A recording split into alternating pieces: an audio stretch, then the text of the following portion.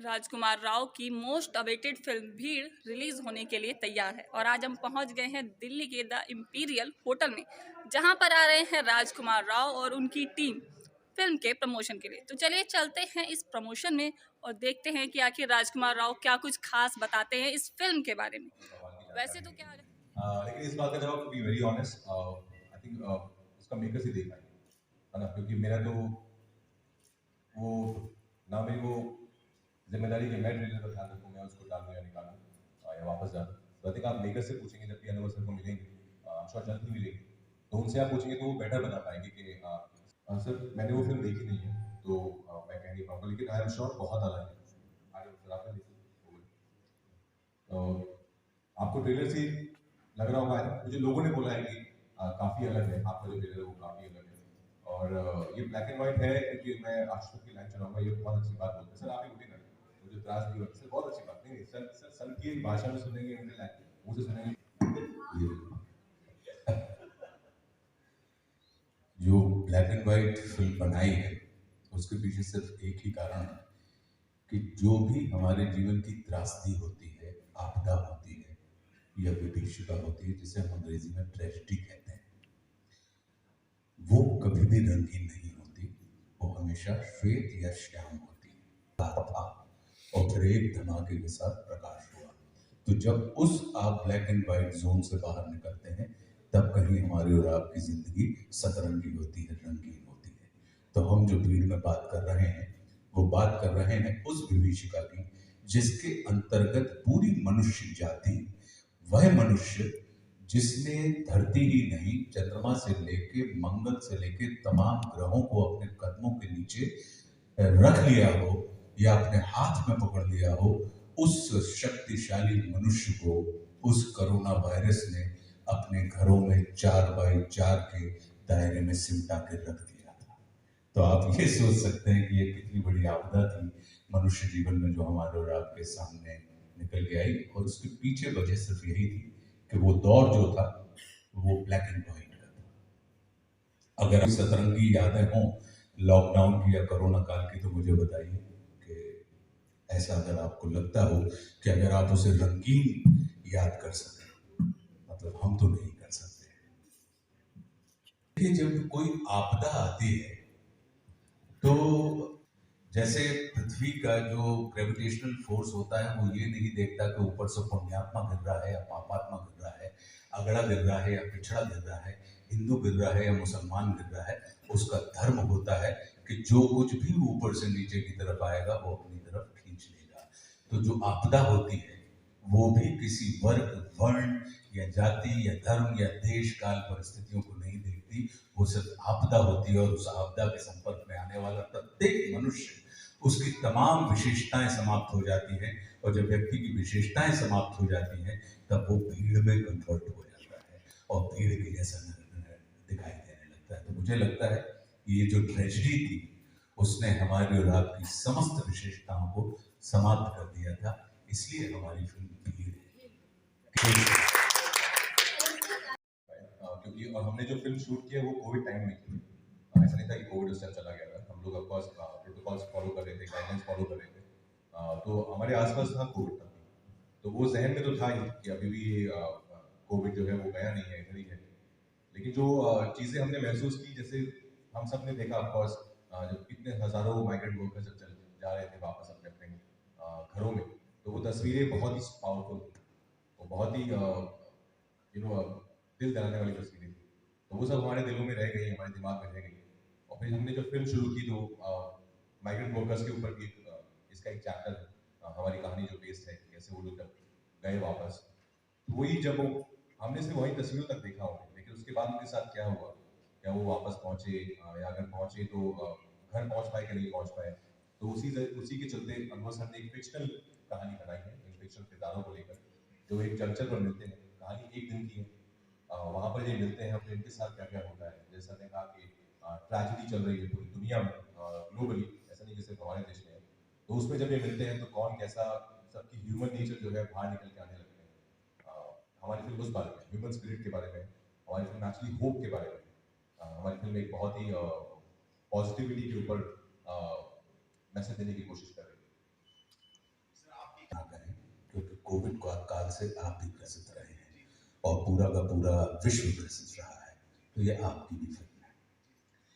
और जैसी हमारी यादें वैसी ही मुझे लगता है कि आपकी यादें होंगी। इसमें आप भी अपनी पत्रकारिता के कारण आपको देखना पता लगा होगा कि कितनी नई नई टेक्निक्स आ गई थी कि हम ऑनलाइन काम करने लगे थे और सारी की सारी चीज़ें हम दूर रहते हुए कर रहे थे। क्यों?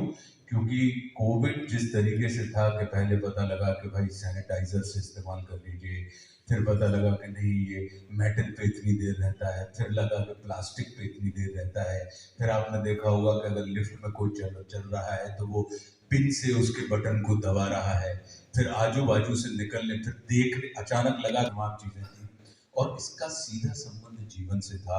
और इस विश्व में ऐसा कोई व्यक्ति नहीं होगा जो आज की तारीख में हम और आप सब जीवित हैं जिसके किसी एक जानने वाले ने जीवन ना खोया हो पूरे विश्व में। मुझे लगता है ये इतनी बड़ी भयानक भयंकर त्रासदी थी जिसने मनुष्य के अहम को तोड़कर उसके अंदर मनुष्यता का निर्माण किया था और सोई हुई मनुष्यता को जगाने का काम किया था। क्योंकि मनुष्यता जागती ही तब है जब हमारा जीवन संकट में आ जाता है। तो हमारी जो फिल्म है भीड़ की जो कहानी है वो मनुष्यता की कहानी है। क्यों? क्योंकि वो मृत्यु से जीवन की तरफ भागने वाले कदम है जो निरंतर कहीं ना कहीं उनको जीवन की आशा है उस दिशा में भाग रहे हैं और उस रास्ते में पड़ने वाली तमाम बाधाएं या तमाम चुनौतियां उनके जीवन में कहीं ना कहीं मनुष्यता का विकास कर रही हैं। अब रही बात मेरी, तो कोविड में मैंने जो सीखा, मुझे लगा कि हमारे जीवन में लग्जरी से ज्यादा महत्व हमारी नेसेसिटी का है कि हम चाहें तो हम बहुत सामान्य जीवन में जी सकते हैं, हम बहुत सारी व्यर्थ के अपव्यय करते हैं। दूसरी चीज, हम दुनिया से तो जुड़ जाते हैं, संसार से तो जुड़ जाते हैं, लेकिन परिवार से और स्वयं से नहीं जुड़ पाते हैं। तो हमने देखा कि उस कोविड ने जो कि महामारी थी, एक भयंकर त्रासदी थी, लेकिन उसने कहीं ना कहीं संसार से जुड़ने वाले व्यक्तियों को स्वयं से जुड़ने का अवसर दिया, स्वयं से जुड़ने वाले व्यक्तियों को स्वयं के परिवार से जुड़ने का अवसर दिया। और मेरा ये मानना है कि अगर आप स्वयं से जुड़े हैं, परिवार से जुड़े हैं, तो विश्वास कीजिए जब संसार से जुड़ेंगे तो बहुत अच्छे तरीके से जुड़ जाएंगे। हमारी फिल्म ये बताती है। देखिए, ये निर्भर करता है अभिनेताओं की सहजता के ऊपर और अक्सर हम लोग ऐसा करते नहीं हैं।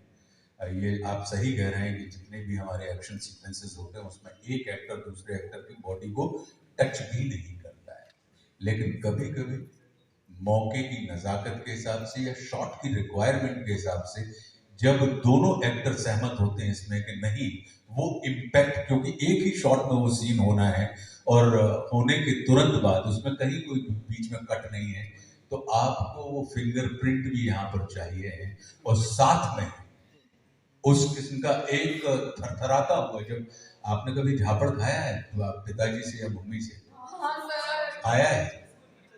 नहीं? अच्छा, तो जो झन्नाटेदार थप्पड़ के बाद मुझे बताओ कि आपके गाल की ये मसल्स हिलती थी कि नहीं हिलती थी? थोड़ी देर तक सन्न होता रहता था और वो उसी मूवमेंट के लिए कभी कभी एक्टर जब अपने राजकुमार जैसे जो अभिनेता हैं ये किसी भी किरदार की खाल में घुस जाते हैं। लोग बाल की खाल निकालते हैं, ये खाल में सिर्फ बाल निकाल के फिर बाल की खाल निकाल के उसके अंदर घुसने वाले ये उतने निपुण अभिनेता हैं तो उनके साथ तो ऑन द टोज रहना पड़ता है और फिर इनकी रिक्वायरमेंट को मुझे लगता है कि पूरा करने के लिए कभी कभी आपको उन प्रताप का जो किरदार है उस किरदार की जो करुणा, ये तमाम चीजें आनी चाहिए। तो मुझे लगा कि इसलिए ये फिल्म लैंग्वेज में बात करेंगे तो हीरो की परिभाषा डेफिनेशन कुछ और है, लेकिन मैंने कभी उस टर्म का यूज नहीं किया है हीरो। मुझे बहुत अजीब लगता है टर्म यूज करना कि मैं हीरो, मैं एक्टर। मुझे लगता है कि हीरो जब सेकंड लॉकडाउन जो हुआ, जिस तरह से हमने देखा कितने सारे हम सब आपस में मिलकर किस तरह से एक दूसरे के लिए खड़े थे, तो मेरे लिए वो सब हीरो। आई थिंक कोई भी इंसान जो दूसरे इंसान की जिंदगी में कुछ अच्छा बदलाव ला सकता है by might be doing a very small thing for the other person. I think he or she is a hero for me. तो वो हीरो है हमारे लिए आई थिंक। और जो बॉर्डर पे लोग खड़े हैं हमारे, वो हीरो है। हम सब तो एक्टर्स हैं, लेकिन हीरो जो है वो सोसाइटी से ही आते हैं। सर अतुल जी ये कहते हैं नायक, जो स्वयं से, जो स्वार्थ के नहीं परमार्थ के लिए काम करता हो, जो स्वयं के लिए नहीं संसार के लिए काम करता हो, जो खुद का हित नहीं जगत का हित देखता हो। नायक वो होता है जो सत्ता के पीछे नहीं, जिसके पीछे सत्ता भागती है। सत्ता से मतलब मैं पॉलिटिकल से मत जोड़िएगा, सत्ता से मतलब होता है एक चमकती हुई शक्ति, जो समाज के पीछे नहीं, जिसके पीछे समाज चलता है, जो अपनी संपत्ति को समाज की संपत्ति मानता है, अपनी ऊर्जा को वो समाज की ऊर्जा मानता है। मुझे लगता है कि ऐसे लोगों को आप नायक कहते हैं। और नायक जो होता है वो आम आदमी के अगर आप खास होना चाहते हैं तो आप आम हो जाइए, तभी फलों का राजा आम कहलाता है। बाकी आपने अमरूद को या बड़े वाले उसको खरबूज को जो इतना बड़ा है उसको नहीं कहा, फलों के राजा को आपने आम को ही फलों का राजा बनाया, क्योंकि वो इतना आम है इसलिए वो सबसे अधिक खास हो गया। अतुल जी 24 तारीख रात हो रही है, एक बार जाके आप कृपा करके, मैं तो ये कहता हूँ कि ये वो फिल्म है जो अपने घर परिवार और माता पिता और बच्चों के साथ भी जाकर देखें। नहीं, आप जाके देखेंगे तब आपको पता लगेगा कि इसमें वो तमाम पहलू हैं या नहीं। कहीं भी अपने आप को लेफ्ट आउट महसूस नहीं करता हूँ, क्योंकि मेरा ये मानना है कि नाक में चमकने वाली नथ का अपना सौंदर्य होता है और गले में पहनने वाले हार का अपना सौंदर्य। अपने आप में इंस्टीट्यूशन है। बहुत बड़ा फैन रहा हूँ इनका। इनके तमाम जो काम है मैंने सब देखे। और फिल्म पे हालांकि क्योंकि जैसे हमने बताया कि लाइट कम होती थी, बहुत बहुत कम होता था, तो वहाँ पर हम लोग, मैं जैसे आप उनको सुनते हैं ना, वैसे हम भी बस बैठ जाते थे कि सर आप बोलिए, बस हम बस सुनना चाहते हैं, क्योंकि वो इतना अच्छा बोलते हैं, इतना नॉलेज, इतना ज्ञान है उनके पास। तो मैं एज ए स्टूडेंट उनके सामने बैठ के बस उनसे सुनते हैं, स्पेशली जब ये और अनुभव सर साथ में होते हैं, तो बस इन दोनों की बातचीत को आपको सुनना चाहिए, बहुत कुछ सीखने को मिलता है। एज एन एक्टर आप देखें कि इस फिल्म में आशु सर ने इतना अलग काम किया है ना, हमेशा अच्छा काम करते हैं, लेकिन इस फिल्म में आपको बहुत ही अलग आशुतोष राणा देखने को मिलेगा। इन्होंने बहुत ब्रेक किया अपने आप को इस फिल्म के लिए। आसान नहीं है। आई थिंक जिस तरह का किरदार है वो बहुत ईजी होता है, उस समय कई बार जिसको गो विद द फ्लो के एक सीनियर है और उनकी अथॉरिटी है, जिस तरह से उन्होंने उसमें एक बहुत अपनी तरीके का ह्यूमर भी डाला है, जिसको आपको समझ नहीं दिया आपको कि आपको इस बात को बुरा लगना चाहिए कि आपको हंसना चाहिए। आई थिंक वो सब इनका योगदान है। इतने प्रतिभाशाली, एक तो उनके साथ व्यक्ति बहुत हिंदी निकलती है, ये बहुत कंटेजियस है। संघर्ष से लेकर भीड़ तक मैंने सिर्फ सीखा है इनसे, कैसे परफॉर्मेंस देनी है, कैसे काम करना है और कैसे बाकी चीजों की नॉलेज होना भी लाइफ में बहुत जरूरी है। Rajkumar sir, I second on you. Hello everyone, I am Deepika from News 18। मेरा सवाल आशुतोष सर से। जब आप पैसे खर्च करते हैं तो हमें पैसे मिलने लगते हैं। तो कहने का अर्थ ये है कि आप विश्वास कीजिए, चाहे वो कोई भी नेता हो या अभिनेता हो, ये समाज की निर्मित होते हैं। तो निर्मितियों को तो आनंद मिलता है कि अगर उसका निर्माता उससे प्रेम करे, उसको स्नेह दे, उसको समेट के रखे, उसको सहेज के रखे और उसका लगातार उसके ऊपर काम करता रहे, ताकि उसका सौंदर्य दिन प्रतिदिन और खिलता रहे।